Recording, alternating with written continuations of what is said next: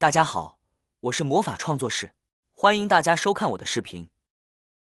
相信很多朋友都会发现，我们大部分鞋子后面都有一个这样的小尾巴，但是都不知道它的作用。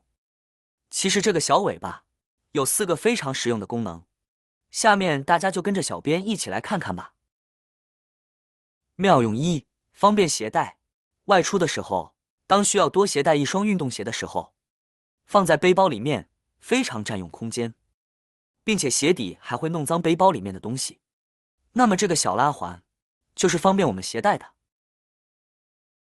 这个时候我们就可以找一根绳子，穿过这2个小拉环，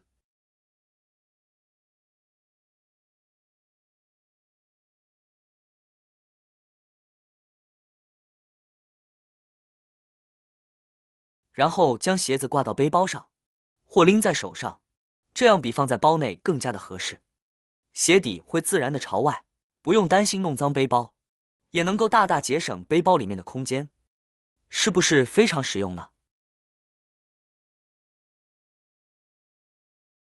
妙用2：提鞋。通常大家在穿鞋子的时候，都是这样用力的蹬进去，长此以往，鞋跟就会坍塌和变形。那其实正确的穿鞋方式，我们应该用手拎住这个小拉环，这样就不会再把鞋后跟踩塌陷了。这样穿起来不仅更加轻松简单，而且还能有效的保护鞋跟。妙用3：加固防脱。在我们跑步、爬山、做户外运动的时候，可以把鞋带交叉穿过这个小尾巴，再绕到前面系紧鞋带，这样鞋子就可以牢牢地固定在脚上，防止鞋子意外脱落，防止摔倒。所以在户外活动的时候，这个小功能是非常实用的。妙用4：方便晾晒。相信大家鞋子洗完后都是这样放着晾晒，那其实鞋子也是可以挂起来晾晒的。我们只要把鞋后跟的这2个拉环挂到衣架上就行了，这样晾晒的角度可以更加的全面，可以让鞋子在更短的时间内晾干。